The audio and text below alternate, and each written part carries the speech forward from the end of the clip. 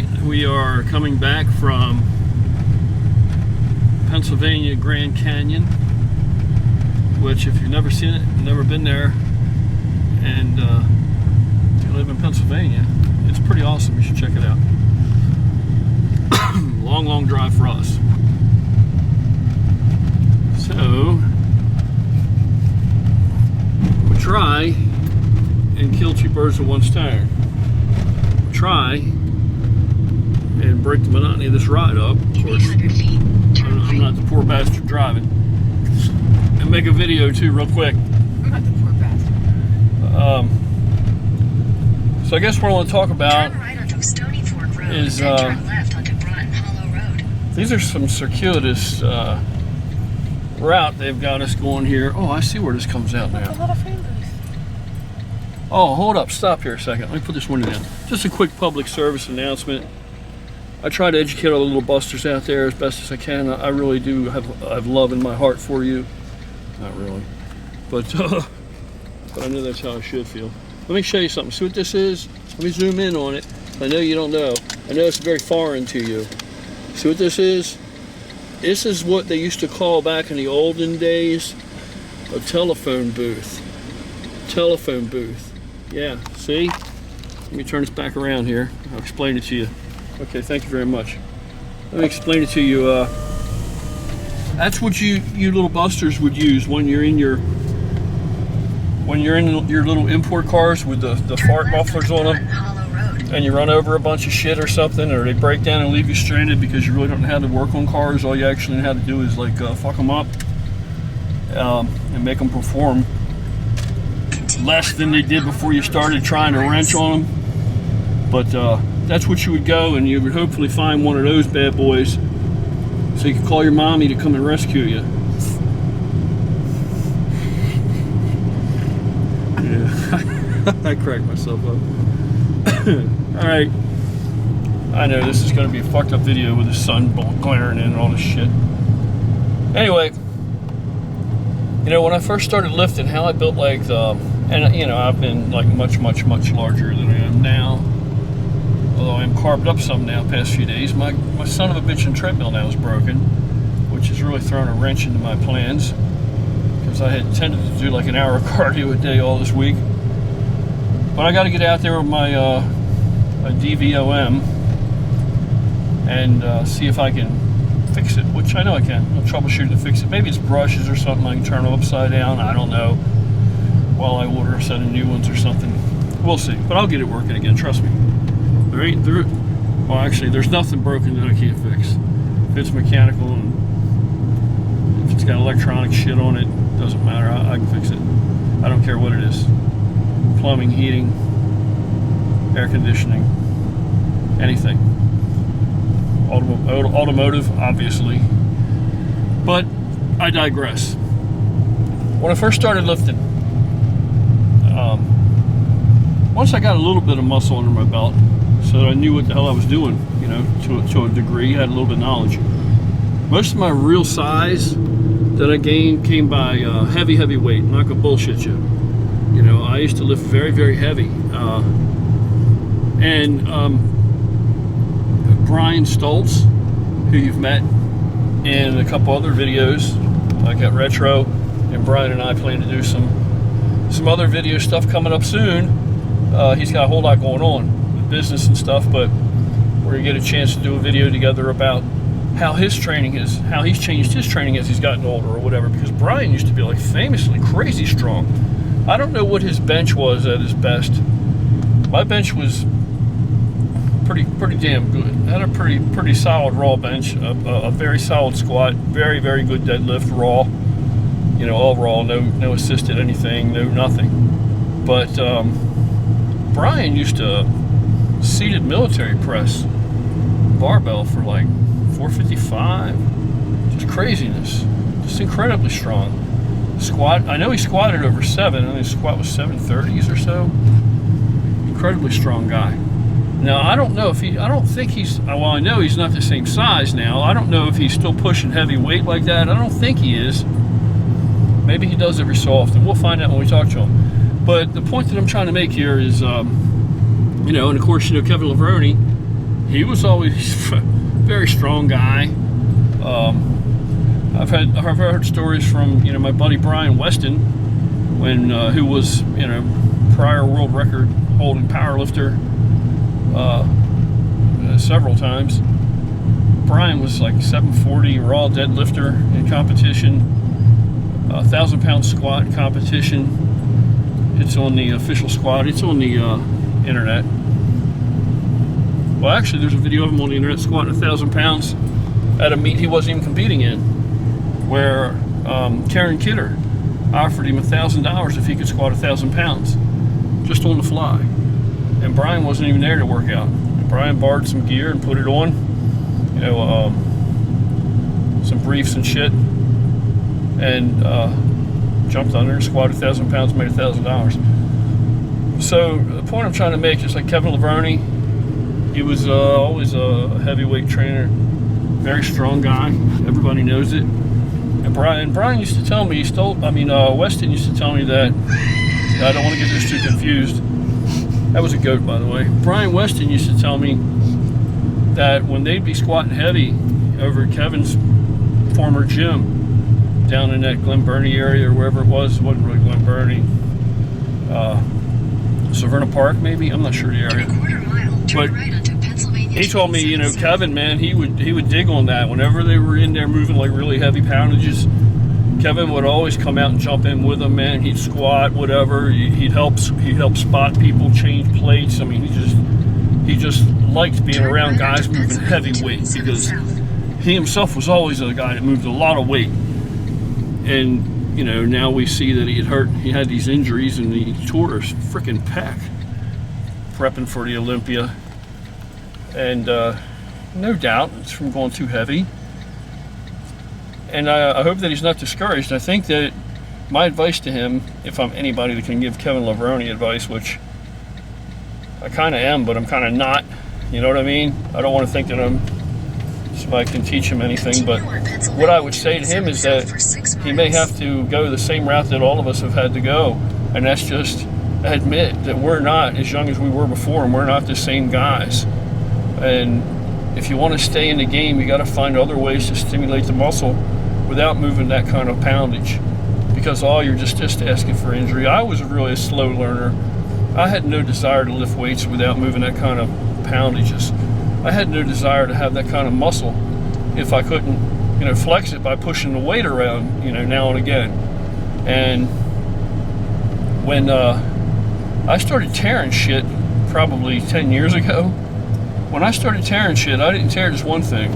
It was like within a year, because I didn't back off. I thought, well, it's just a freak incident, you know, because I had torn my left bicep one time deadlifting, and that was because of this reckless form, just jerking a weight, acting like a friggin' idiot. And it healed up good as new. And I mean, it looked horrible at first. The whole arm was black, but it healed up, and I didn't have another tear for many years after that. But when I started to have the tears again, they came one behind the other, man, just a whole barrage of muscle tears. And they were tears. I mean, blood, heavy bruising, misshapenness from them. You know, one of my lats is misshapen. That's a huge muscle to tear. One of my lats is misshapen. It's not something that'll leap out at you if you see me, but if I flex my lats a certain way and let you see them a certain way, in a way that really highlights the difference, then you'd be very clearly, you know, easily you could point it out and say, oh yeah, I see that. Nice chunk of lat tore out of there. As well as one of my delts, you know, now my shoulder all messed up and it doesn't look the same either. And one of my quads, you know, snapped up my leg. So I didn't lift weights for 3 years. I stopped lifting completely and just said, you know what, I'm done with it. It's, you know, I had my go. It was fun. I'll move on to something else. Maybe I'll get back into fighting and, you know, lighten my body weight up and just be a normal guy. And that's what I did. So for like 3 years, I didn't even touch a weight.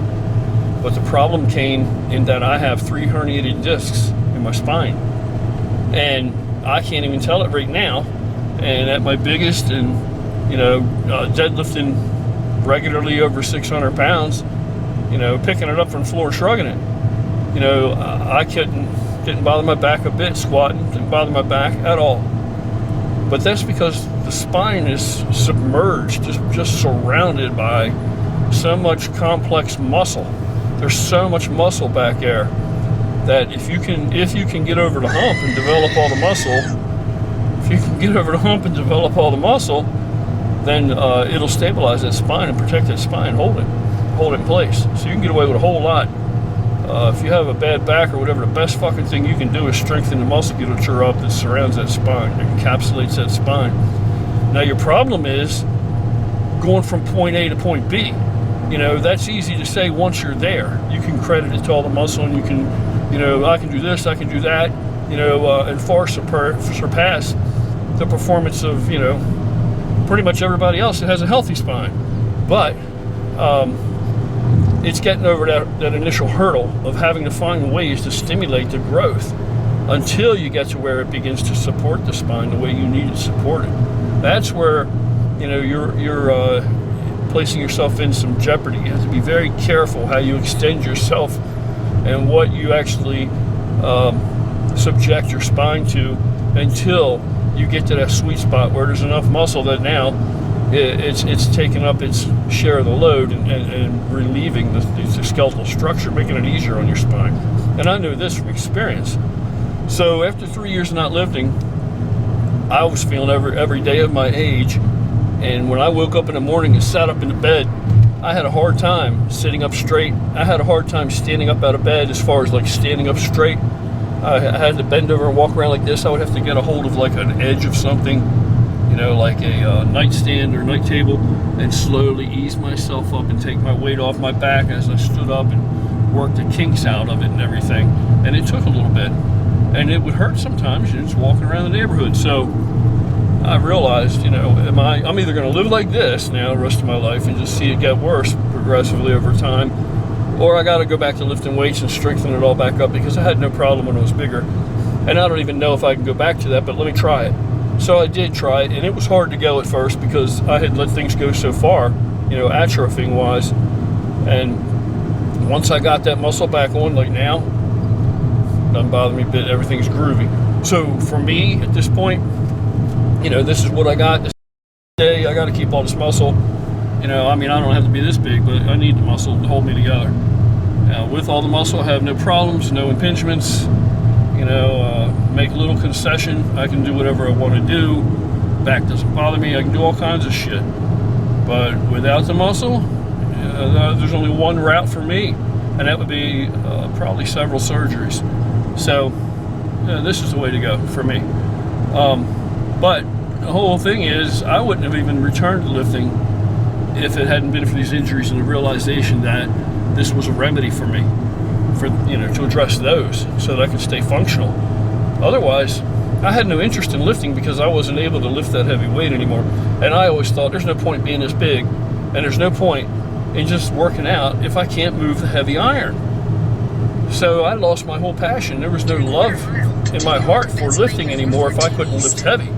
I liked lifting heavy. I like loading the bar and pushing it up off of me. I like picking it up off the floor. I like squatting with a heavy weight on me. You know, that's what I liked. So as I came back, I had to come up with other means and other ways to stimulate growth and to develop the musculature without the heavy weight.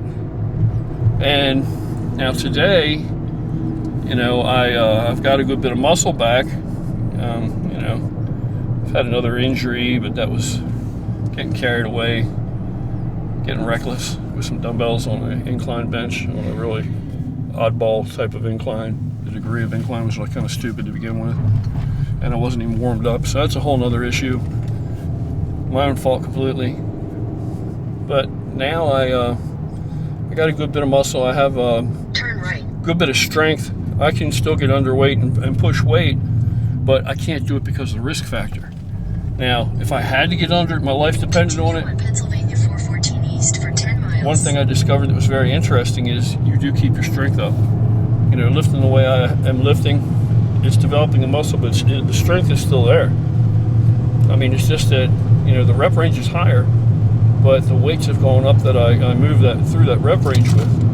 You know, now if I could do a single or a double, I dare say it would still be a very respectable poundage, but it's too risky for me. It's too risky for me because the weight may go up, no problem, or something may fly apart. So there's no point in me doing it.